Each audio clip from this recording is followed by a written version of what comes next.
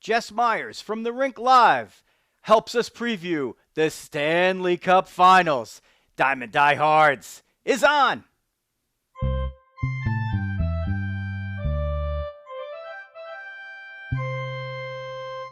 Joe Rizzo here bringing you hockey today because we are breaking new ground. And if you've been listening for the past couple of years and you love this podcast about baseball and about life, then you know over the past few months we've started to branch out a little bit. And when we are having some big events in the world of sports that we like to talk about, we'll do these little special one-off shows. So we'll give the dog Jeff Healy a break for this one. And we will talk about the Stanley Cup Finals with my old friend. That means I've known him for a long time. It doesn't have anything to do with our ages, except that it does. It's Jess Myers from The Rink Live, and he joins us.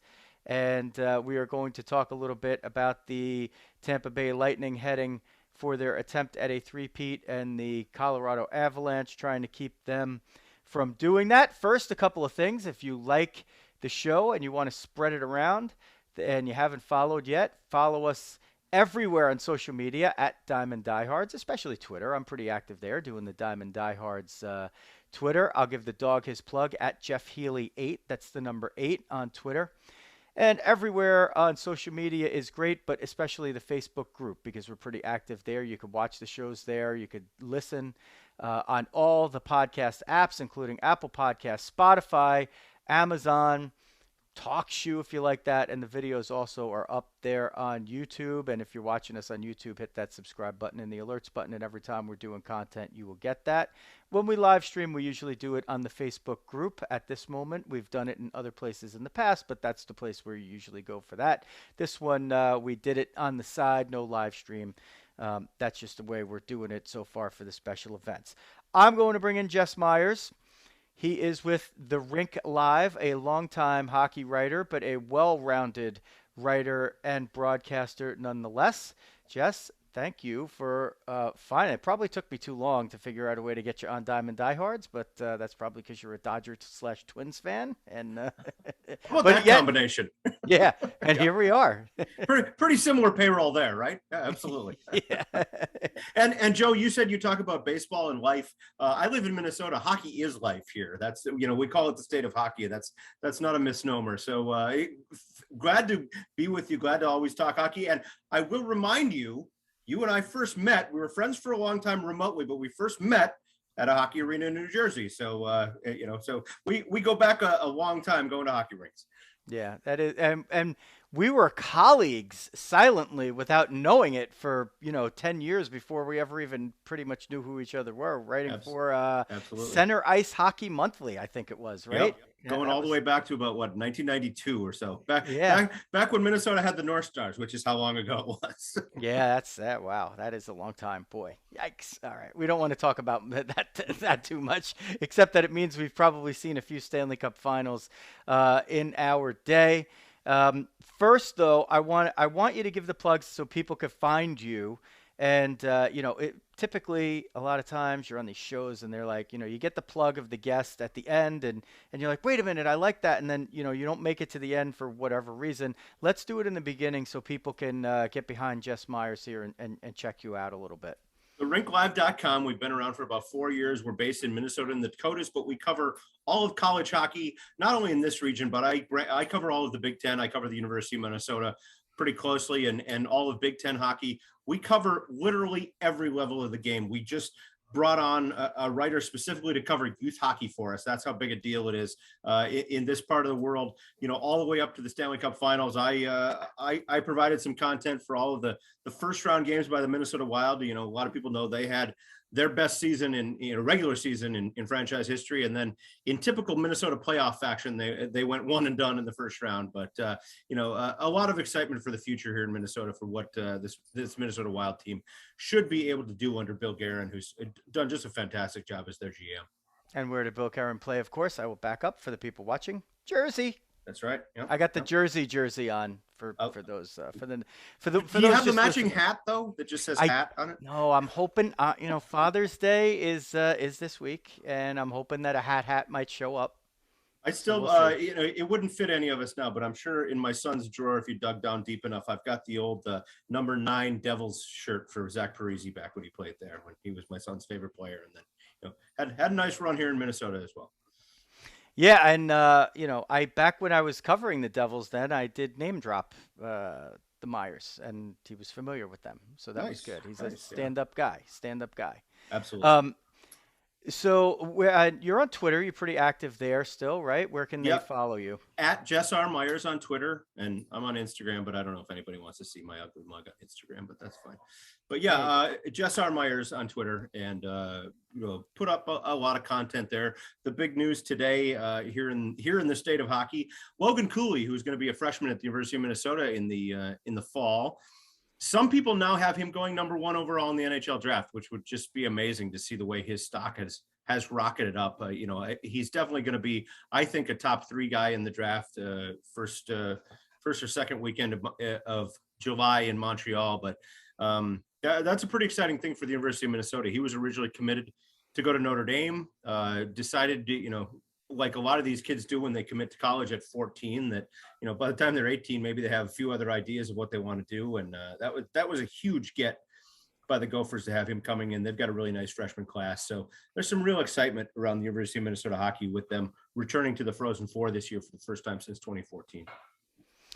And my New Jersey Devils, with the second pick in the draft, could very well be considering him. I'm not sure how that's going to go, but if we want to do our NHL draft show, we could have Jess Myers back on for that. Although he's a Pittsburgh kid, considering the Devils Penguins rivalry, I don't know how that would go over. I just don't know how that would work. You got to convert him. You got to Absolutely. you got to convert him. That's it. You put that sweater on, you're done. You put the jersey on. That's it. I like it. Sopranos music starts playing in your head. my friend Tom Chorsky, who was on the '95 Devils team that won their first Stanley Cup, married a Jersey girl, so I get to hear all about life out in the Meadowlands back in that era, playing for Jacques Lemaire, and just some fantastic stories.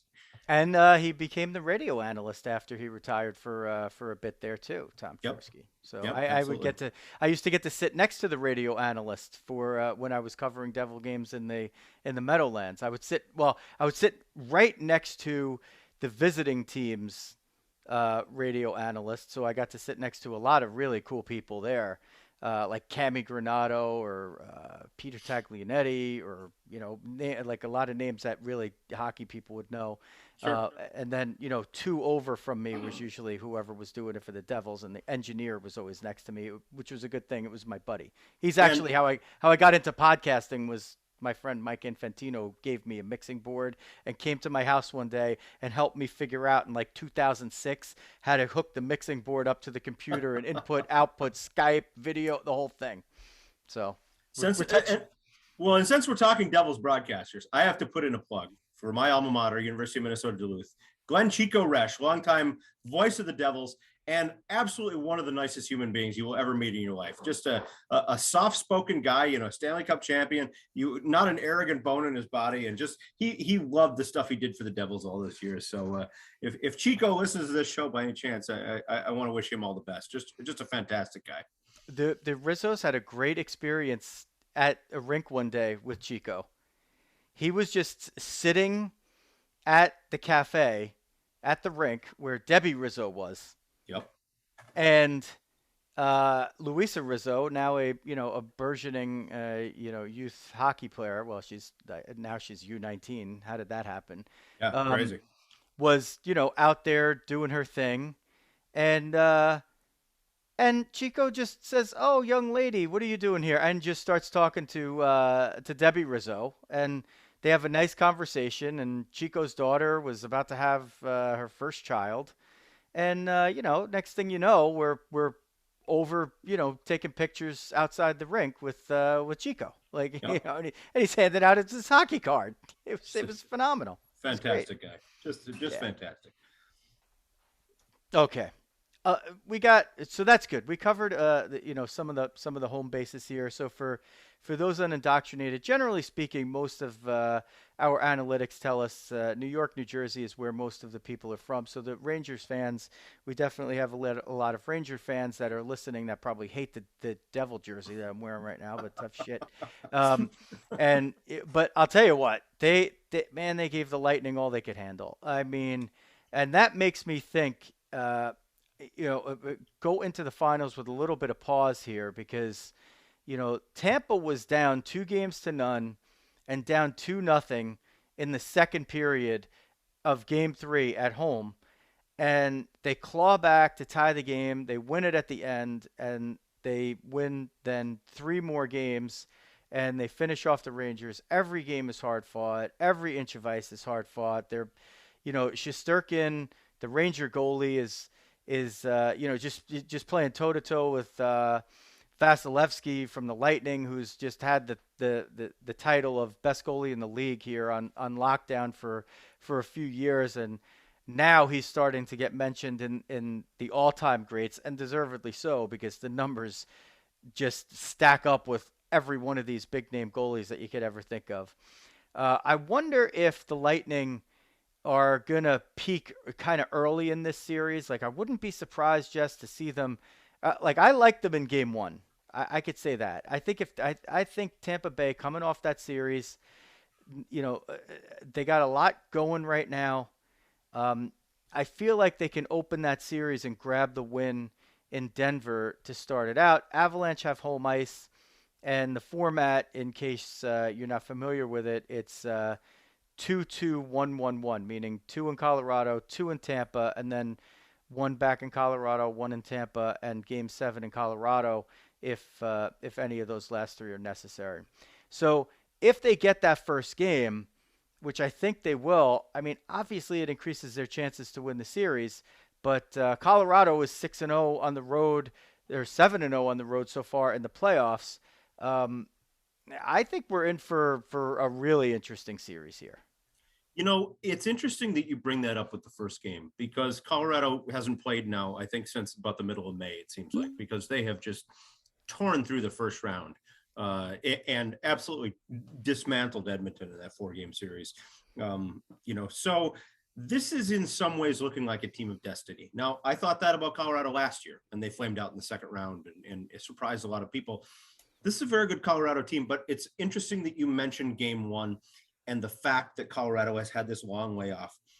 I grew up in northern Minnesota. I actually grew up closer to Winnipeg than I did to the Twin Cities. So it was easy to be a Winnipeg Jets fan when I was a kid because they were closer to us, even though the Minnesota North Stars were our home state team. Well, they had this tradition every year, December 26th, day after Christmas, they would play each other either in Winnipeg or in the Twin Cities. And on more than one occasion, we would go up to Winnipeg on the 26th and go to see the North Stars play the Jets in that game. Now, the NHL mandates a layoff for Christmas. I think that the players get something like 48 straight hours off. They don't want teams traveling on Christmas Day. So they have this layoff. And then there's usually a game on the 26th to the 27th. And people renowned throughout the hockey world say that this is the worst hockey game you will ever see, especially in the first period, because there's all this rust.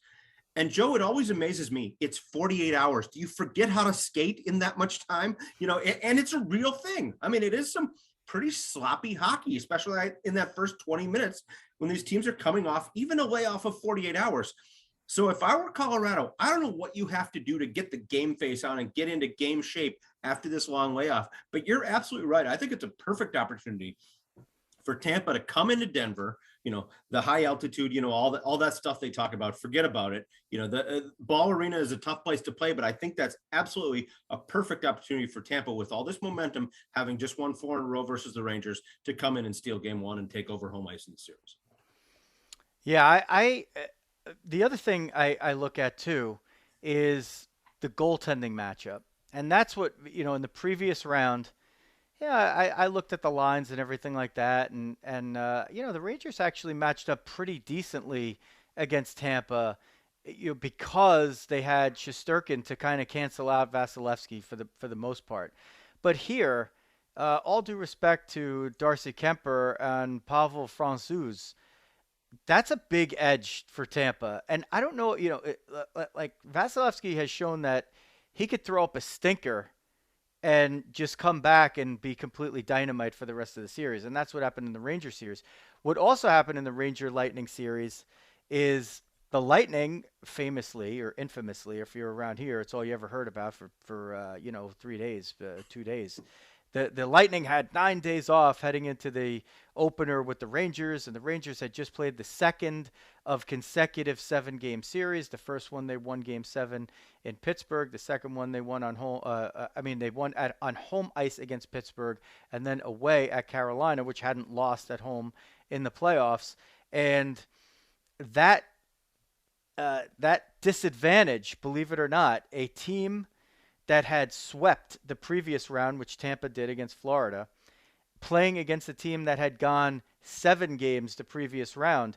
The most recent 7 times it happened, the team that went 7 games won the next series. So Tampa had to break that streak. Yep. And you didn't start seeing it until probably like the 5th game of that series where, Tampa was able to really start to take over a lot. They were taking over possession. They were getting a lot of scoring chances, and Shesterkin was just absolutely insanely good keeping the Rangers in there. I mean, he made it close. He kept them alive until, late in the third period of the 6th game. And then, the Lightning just had one too many pieces and one too many things going their way. And one of those things was Vasilevsky. Francouz has played great. He's 6-0 in the playoffs. Kemper is 6-2. Kemper's been banged up, but I think he's going to be ready to go. Braden Point, the Lightning's wonderful clutch star, Mr. Playoffs. He's missed about the last 10 games, I think. Yep. He looks like he's probably not definitely ready to go, but it looks like he'll play at some point in this series. Nazem Kadri looks like he's probably going to be back. So it looks like these teams are going to be close to full strength. But the one discernible difference here would be, to me, that Kemper and or Francouz, the tandem, is going to have to play equal to Vasilevsky, I think, for Colorado to have the chance that, most Coloradans expect in this series, which is they are favored to win against the 2-time defending Cup champs. Now, let's talk about that for a second, because the easy money on this series is to say one team has Vasilevsky, the other team doesn't. Goaltending is the biggest thing in the playoffs. One of my favorite quotes, and I go back to this every year, it seems like, when the Minnesota Wild flame out in round 1, is in the playoffs, goaltending is 90% of the equation, unless you don't have it, and then it's 100% of the equation. And I'm not saying Colorado doesn't have goaltending, but let's face it, Colorado, in a lot of times in this playoffs, in going 12-2, as you pointed out, I mean, it's amazing the run they've been on, has counted on outscoring the other team. If you can catch Vasilevsky leaning the wrong way, like the Rangers did in the first 2 games of that series, you can outscore Tampa, or you can kind of beat Tampa at their own game. I don't know that you can do that over a 7-game series. So it's easy to just say, okay, the team with the better goalie is going to win. I do think this does put the onus on Colorado's offense to try and outscore Tampa and find a way to get pucks past Vasilevsky that you may not have gotten in the past. Now, I like Colorado's weapons. Man, they've got a lot of offense, and they are really fun to watch once they start rolling. You get the idea. It's interesting, Joe, that you brought up the Rangers, because when that series ended, I thought the Rangers looked like a classic 1 year away kind of team to me. With all of that talent and all of that youth, they look like a team that's finding its way to play together, and finding its way to win these kind of games. Interestingly enough, to me, that's a little bit what Colorado looked like last year. They had high expectations, and again, they only made it the second round last year. And this year, some of that grit, some of that extra oomph you need in the playoffs, you've seen some of that. You've seen the guys more willing to lay down and block shots and do those little things that you need to do in the playoffs. And if anybody's going to be able to outscore a team and outscore a team like Tampa to win a 7-game series, I really think it's Colorado. I think these are probably the 2 best teams in hockey, and I love it when you have a series like this. As much as it's fun to see a team go on a Cinderella playoff run that like we see every now and then. You know, Montreal last year is a classic example. A team obviously kind of playing over its head. And then it got kind of got its comeuppance in the finals when you know they weren't even in the same rink as Tampa in the final last year. And you saw what happened to Montreal this year. Everything just kind of fell apart. But I really think this is going to be a fantastic series. If it comes down to goaltending, Tampa's going to win the series. I'm feeling like I'm gonna take the plus 155 on Tampa and the plus 140 in game one. It's my happy birthday, Ben, my friend Ben Paulino, his birthday today. Ben, there's your birthday tip. That's what you're gonna. Actually, he was asking me for the Warriors Celtics tip for game 5. I got to give him that after we get off the air over here. Speaking of birthdays, by the way, Joe, your long lost mysterious cousin Massimo Rizzo, who plays for the University of Denver, a national champion, it's his birthday today too. So, really? A celebrity college hockey birthday as well. National champion Massimo Rizzo from the Denver Pioneers. And what number does he wear? He wears 13. 13, yeah. Like I'm wearing right now. At say like Luisa Rizzo. Absolutely, yeah. Yeah, so that's right. We got the 13s are wild. You Dan Marino. Who else? I don't know. We could go on. Ken Linseman, Nico Hischier. You know, yeah. That's Dave Christian when he was with the Winnipeg Jets. So Dave Christian from Warroad, Minnesota. There you go. The true hockey town USA. By the way, don't let any of those morons from Detroit tell you any different. Oh boy, we got some fans in Detroit. I have people in Detroit, and I have. You have people in Detroit? I have a shirt that even says I have people in Detroit. My friend Chris Lumpy Kavarnalov, which fantastic small town name, Chris Lumpy Kavarnalov. He runs the Chevy dealership in Warroad, in my hometown. It's right at the edge of town. It's the first thing you see when you come into town from the west. And I keep telling him, Lumpy, do everybody a favor, put up a big sign right when people come into Warroad that says, "Welcome to Motor City." He hasn't done it yet, but there's still time. That would be fantastic. I think it would be outstanding. But. Yeah. Speaking of paying some bills, Gatto Acupuncture and Wellness, Jess, if you're in Glen Rock, New Jersey, which knowing you might show up there at some point. You need to go there to care for your body and your mind as best as possible. Book online at gattoacu.com, GATTOACU.com, or call 551-212-3845. Gatto Acupuncture and Wellness in Glen Rock, New Jersey, 551-212-3845, or gattoacu.com. And if the Myers are looking to relocate to New Jersey, you got to check out the Mascolo Group, serving all of your real estate needs in the Northern Valley and Pascack Valley areas, but all of Northern Jersey. Call 201-615-3665 or go to GaryMascolo.com, GaryMascolo.com, or 201-615-3665. Mascolo Group, the best realtors that I know. FMSgraphics.com is a family-run, family-owned business for the last 50-plus years.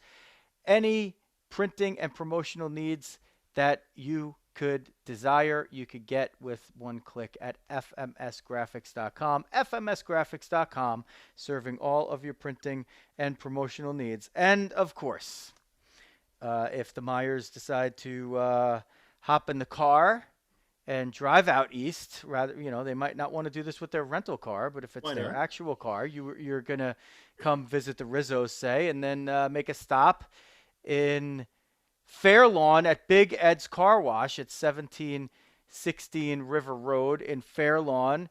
You will get the most pristine and most pristine treatment for your car inside and out, and for your life when you get to talk to Ed, because he's a wonderful guy. Go on YouTube. You could even check out my recent video where I visited Ed, and he always takes care of me and all of our Diamond Diehards clientele. Big Ed's Car Wash, Fairlawn, New Jersey, does everything clean and green, and the nicest guy you will ever meet. Tell him Diamond Diehards sent you. Okay. If you are going to relocate, by the way, to Northern New Jersey, Park Ridge. There's my plug. I stayed there one time. Just a beautiful, beautiful area. I always say I feel bad for people who go to Newark Airport and then they go into the city, into New York City from there, and that's all they see of New Jersey. Because I can see why New Jersey gets the unfortunate reputation that it has among some people of, smokestacks and power lines and all that, because that's not a very scenic part of the state. Man, New Jersey is a beautiful place for people who don't know. Get out there. There's so much to see there. I covering the Gophers at Penn State one night. I hopped in my rental car after the game. I drove from Penn State to New York City down I-80, came the whole length of New Jersey. Man, the western part of the state is just beautiful. So if you're going to relocate to northern New Jersey, there's my plug. Call your real estate friend. GaryMascolo.com. Yeah, and Park Ridge is dead smack in the middle of Mascolo Group country. Perfect. That is like right at the border of the northern and Pascack valleys, right there. Good to know. Good diners. Oh, you can drive 3 miles, and it doesn't matter which diner you go into. They're all good. Not good. Great. Good stuff. Okay. I don't know how the diners are in Denver or Tampa, but these teams are going to have a little downtime between the first two games. The first game is Wednesday, June 15th, Jess. The second game, they have to wait all the way till Saturday, June 18th. Now, interesting. Why do we care? All the other games after that are 1 day off and 1 day on. It goes Wednesday to Saturday, then Saturday to Monday, Monday to Wednesday, Wednesday to Friday, Friday to Sunday, Sunday to Tuesday. So there's only 1 day off. Why does it matter that if there's an extra day that it's between the first two games? I'll tell you why. I think this actually plays to the advantage, again, of the Lightning. Because if they have any kind of advantage in game one, it's what we talked about. They're fresh. They're not coming off the layoff. Their peak hockey instincts are, everything's clicking. They're firing on all cylinders right now. And teams very typically, not just in hockey, but in a lot of sports, it's a very good steal game one on the road scenario. Well, you brought up a little bit the other thing, which is the altitude.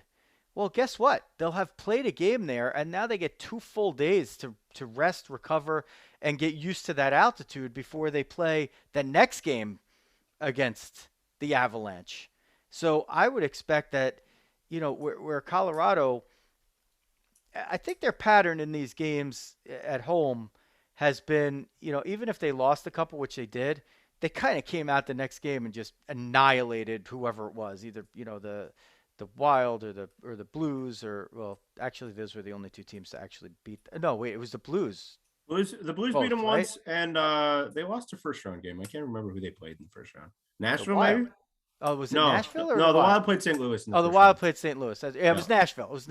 I think Yeah. it might have been game one that they lost. I don't know. Yeah, it was Nashville. That's right. Yeah. So they've rebounded in those games and just annihilated them. And even in the games where it was a close game, it's like one game's close and then the next game's like not. I don't see that being the case here. I would be surprised if, the Lightning followed up a game one win with anything but a very competitive effort. And I think they have a chance to win both of these games right off the bat. And I know Colorado's great and they're very deep, but I think Tampa has a real shot here. And, once you go back to Tampa, we'll see. The Lightning have, been very good at home, but they seem to be even better on the road. We'll see how that all goes when they go back there. I'm coming down on Tampa in the end. I'm gonna put my money on the Lightning to complete the three-peat here, and the Avalanche present a mountain of a task, but I thought the Florida Panthers, who won the President's Trophy, presented a mountain of a task too. And to me, Florida and Colorado are actually very, very similar teams. And even, I think even the Maple Leafs, who the Lightning beat in the first round, are somewhat similar to the Avalanche, although the Avalanche are sort of like a deeper version of the Maple Leafs. So I think Tampa does have a few of these matchups as much in their favor as they can have them. I don't know if you're going to go out there and say, if they played a 7-game series 5 times, that they'd win the series every time. But I think in this 7-game series, among these set of circumstances, um, I like Tampa to three-peat, and I think I'm getting value here on them as an underdog. Just for the sake of conversation, I'll take the opposite tack. I just think Colorado has too many weapons and they're going to be able to outscore teams. And by the way, you mentioned diners. I can't fill you in on diners. I've been to most of these cities for the NCAA Frozen Four, which I attend every year. I've been to it 29 times. It was in Denver in 2008. So, going on 15 years at least. I won't go by any restaurants I went to then. I did go to a pretty good diner in Denver back then. But if you want good pizza in Denver, there's a place called Sexy Pizza. It's not far from the University of Denver campus. Fantastic pizza in Denver. So Sexy Pizza if you're out there. And then Tampa sneakily has become just one of the fantastic hockey towns out there. And you wouldn't think of it. People say, why Florida? Well, why the heck not? Frozen Four has been there twice. It's going to be there again next year. Tampa is a fantastic setup for hockey, believe it or not, because you've got the arena. It's right on the water. You see ships going by, just typical Florida scenes while the hockey game's going on. You've got a cruise ship terminal right next to that, which has all these restaurants, bars, shops, all that. You got a couple real big hotels with some great bars in them. So Tampa is just a fantastic hockey destination. Denver is truly one of the great sports towns in America. I mean, they really love their teams there. They're really passionate about their teams there. It's not Miami. It's not Phoenix. It's not Atlanta, where you have to remind them, that the Falcons still exist, for example. It's a very good, very passionate sports town. Tampa is that way too. So again, you're going to have two pretty fired up fan bases. I don't know if I can see Tampa going in and taking 2 in Denver. I could see a split in those first 2 games, but again, I just think when you look at Colorado's lineup and you look at the offense they've put together this year, and this is a team that's been building for a while. I mean, I remember Gabriel Landeskog getting picked by them and one of the first 5 picks in 2011, which is 11 years ago already now. But people knew that big things were going to come from this team. And I just think it seems like, to me, Colorado learned the lessons that they needed to learn last year. When you look at Rantanen, when you look at McKinnon, Kadri, if he's healthy, and then I'll give credit to my friend Nate Ewell, who's is a Princeton guy, by the way. Speaking of New Jersey, he works for the Vegas Golden Knights now. He said, and this is his prediction, being a college hockey guy, Cale Makar is going to win 2 games by himself. The way that guy controls the game from the blue line, and I got to agree. I mean, just one of the great recent college hockey players, won the Hobie Baker Award at Massachusetts, which has become a new powerhouse recently. So I really like Colorado to find a way to solve the goaltending issue and win this series. You don't get to 12-2 at this point without doing some things right. And I think they're going to be able to keep doing things right.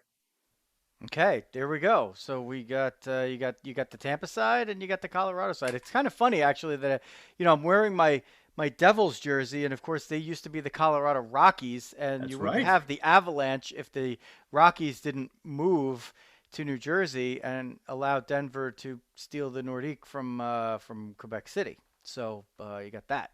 Interesting dynamic, by the way, because we experienced that here in Minnesota as well. We had the North Stars, they moved to Dallas.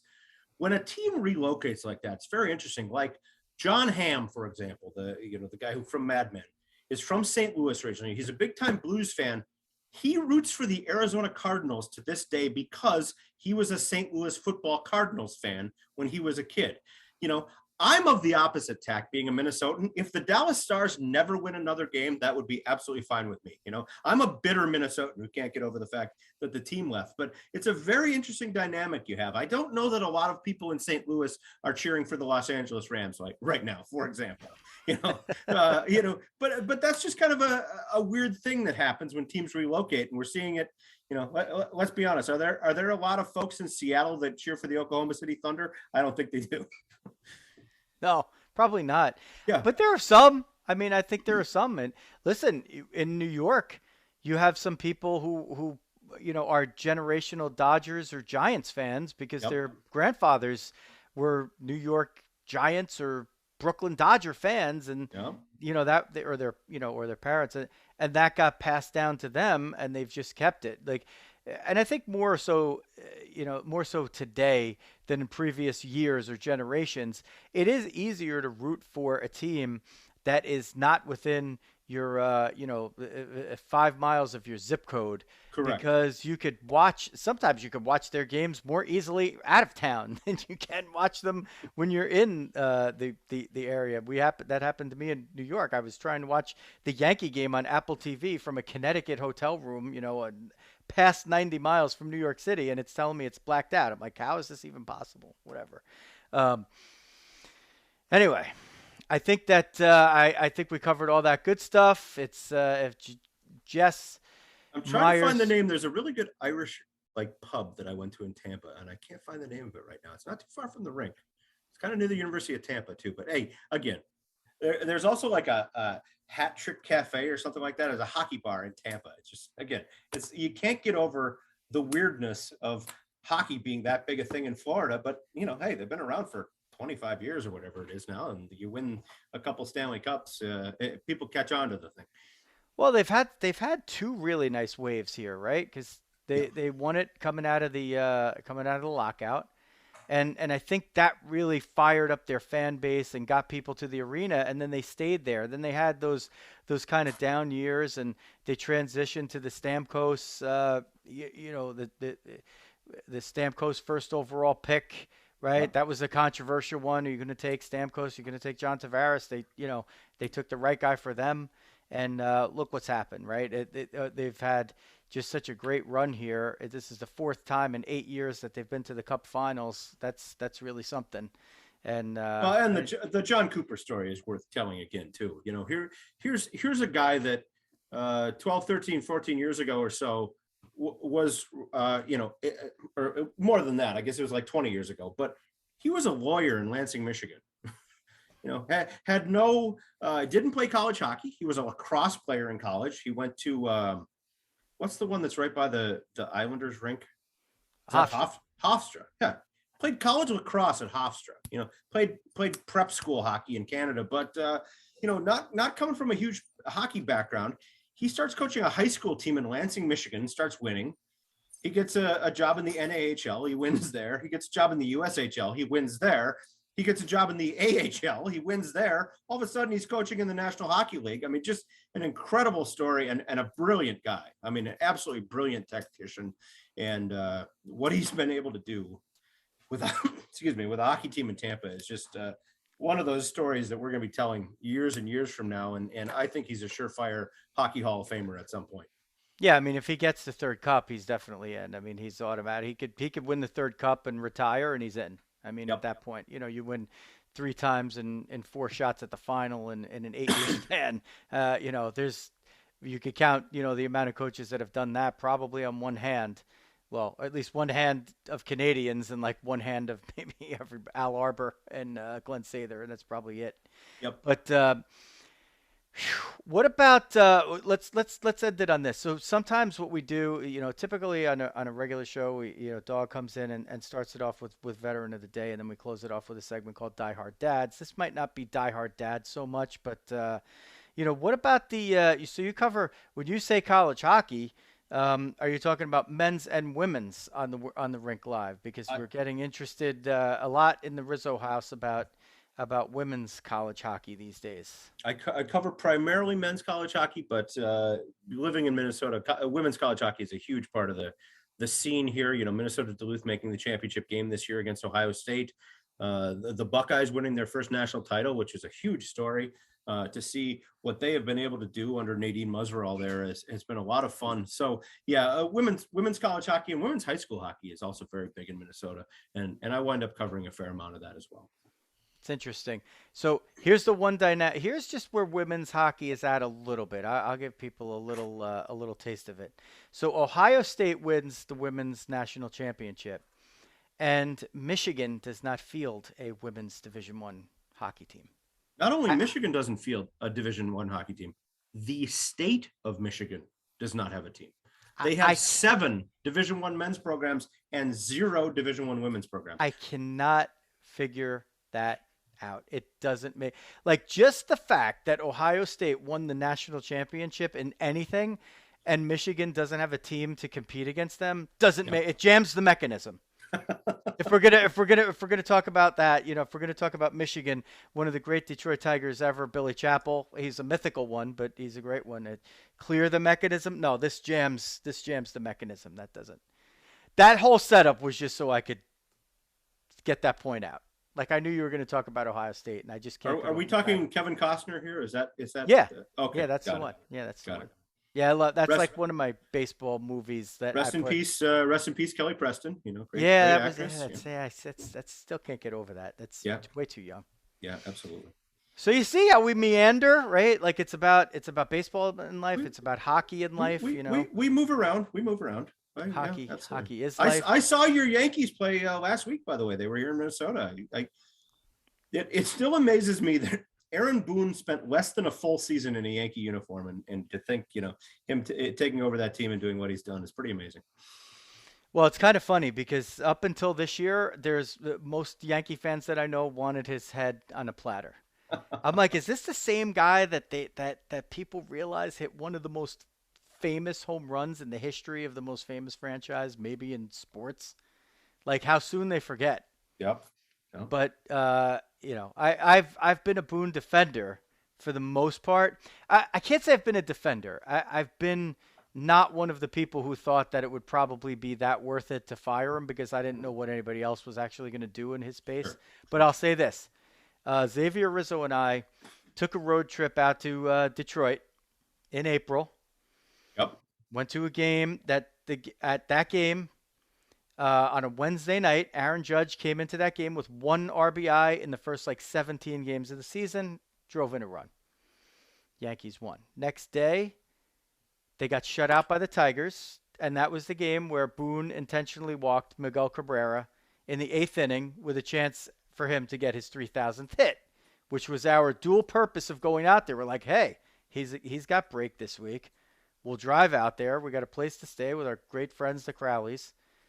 Those are my people in Detroit. Sure. And most of my people in Detroit. I have others too.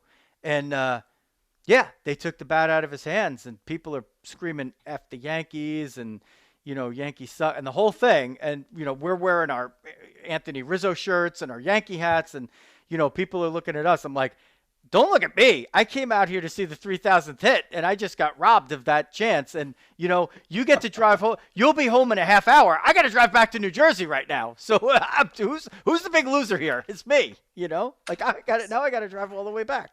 So, yeah, I was not a big Aaron Boone fan, and I expressed that on this show that night, or the first show thereafter. Or I think actually we did a Facebook Live in the car, and I expressed my frustration.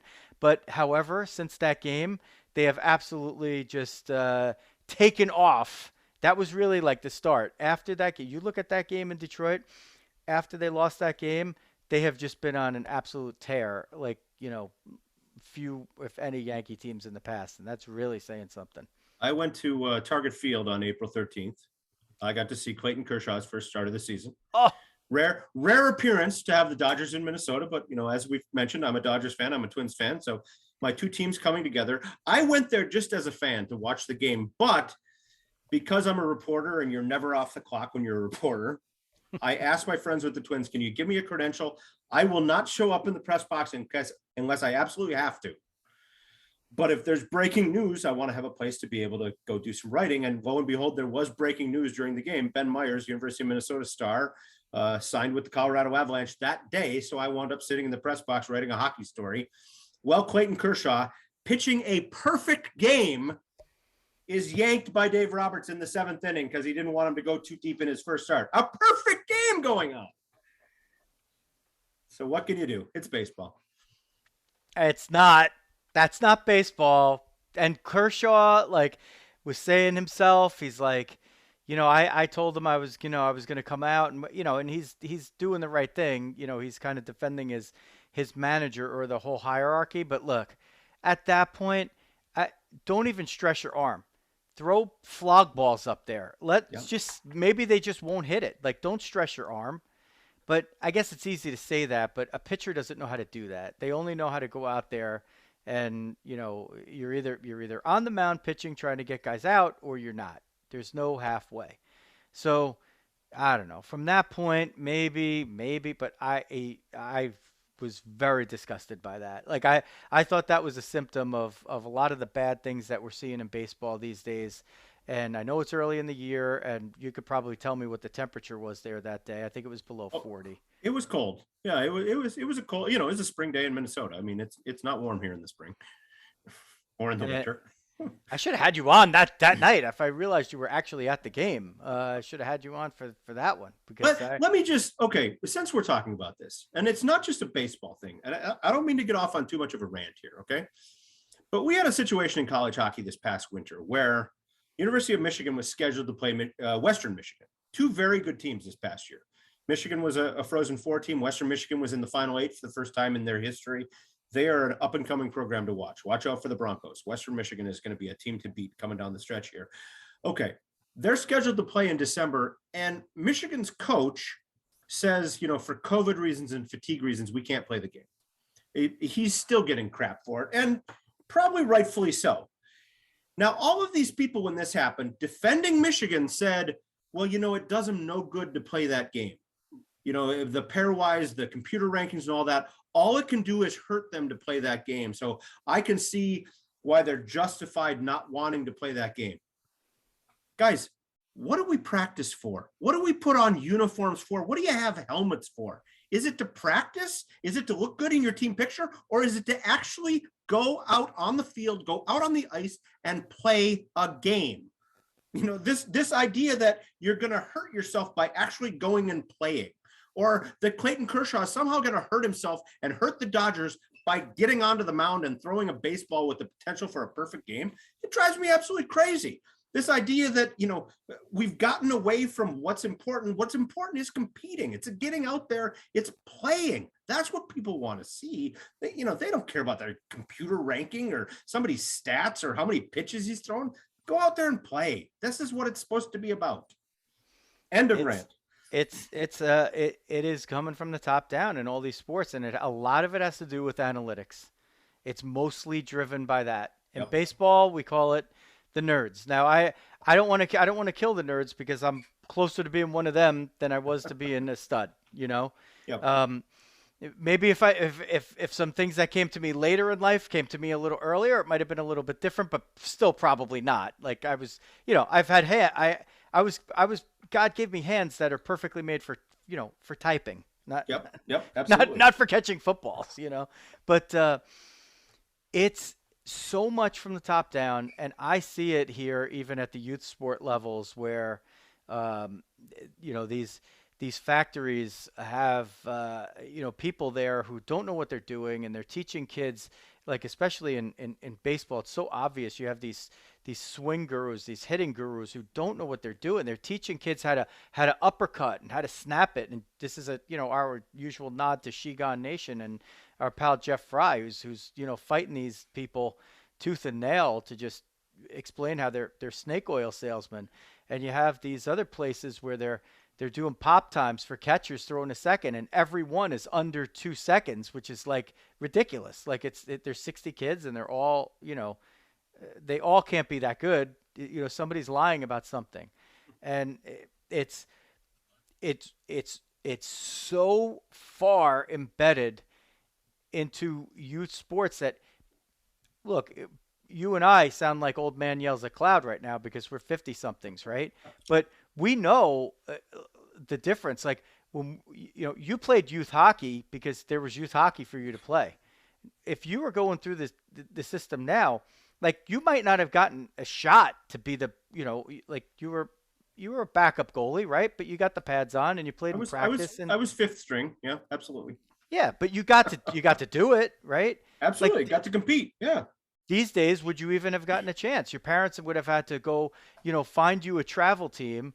You know, maybe you couldn't go in somewhere in War Road. You'd have to go 2.5 hours away to get a slot, you know, even as a backup goalie or a goalie partner somewhere.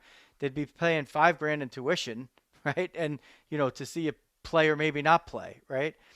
And like even baseball, rec baseball, it's you know, it's like going the way of the dodo bird past 7th grade here. I mean, if you're not A friend of mine in Duluth has a son who's a pretty good goalie, and he always jokes about what's around these parts, and maybe it is in New Jersey as well. It's known as checkbook hockey. You write a check and your kid's on the team. His joke is they don't actually have tryouts on the ice; they have them at the bank. If your check clears, then your kid makes the team. That's the way it works. But yeah, that's just the way it's become. And you're absolutely right about the stats. I mean, they're just overboard in some cases. All of these advanced metrics for youth hockey or youth sports. We don't need that. Just go play, have fun. Yeah, they're somewhat meaningless. Like a coach really wants to see a kid play, but when the coaches are forced to measure up, with these metrics as well, like Dave Roberts and like Aaron Boone to some degree, like the players on their teams are getting paid now to hit home runs. They're not getting paid to move people over. Well, guess what? In the offseason, the Yankees decided to move out a lot of those guys who were just trying to hit home runs and hitting a buck 98 with bad defense, and they're replacing them with guys who hit 232, play way better defense, and like move runners over, right? And all of a sudden, they go from being one of the worst defensive teams in the league to being one of the best, and all of a sudden, fundamental baseball with a mix of of some of that juice is winning games, and some of the flashiness is not. We just saw in college baseball, Tennessee, the flashy Tennessee Vols, have been riding high and giving people the finger around in first base in the outfield, doing this whole thing all season. And, they play Notre Dame, and Notre Dame beats them 2 out of 3 in Tennessee and knocks them out and goes to the College World Series. And Tennessee's great season is over with. And a lot of people are glad to see it because they felt like these guys kind of got their comeuppance because they don't play the game the right way. Yep. It's a strange thing to see. All you could do as a parent is try to instill it in your kid that listen, there's certain things that you do in competition that are just completely unacceptable, and if I catch you doing that, you're not going to play, and it's not even going to be up to a coach. It's going to be up to us, and most of the time, like you don't even have to have a good conversation with the kid. If you've instilled that in them because they just won't do it, or if they slip up here and there, it's a slip up. Yep. But anyway, we could go on all day. I think we probably wrapped it up pretty well right there. And once again, you can find them at Jess R. Myers on Twitter and The Rink Live if you want to check out all the best hockey content or just, always look around because you never know where he's going to be covering something in some kind of sport. And, if the Twins or Dodgers are doing something big, maybe we'll just pop you on and talk a little baseball one of these days or youth sports as well. Sounds great. Yeah, call me anytime. Always fun to talk sports. Okay, that's Jess Myers. This is Joe Rizzo. If you want to follow us here at Diamond Diehards everywhere on social media. And if you're listening, you're an audiophile and you're on Apple Podcasts, which probably most of you are, or Spotify or Amazon Podcasts, just hit that subscribe or follow button. And every time we upload some new content, you'll get it in there automatically. Check out our YouTube, hit subscribe and alerts over there. And, of course, follow on the Facebook page because we do a lot of good stuff there. And that's where you're going to get more interaction with your fellow Diamond Diehards fans. So that is going to do it for what turned out to be not only the Stanley Cup preview, but also a couple of bonus things about hockey and about baseball and about life. So that will do it for Jess Myers. This is Joe Rizzo. Diamond Diehards is out.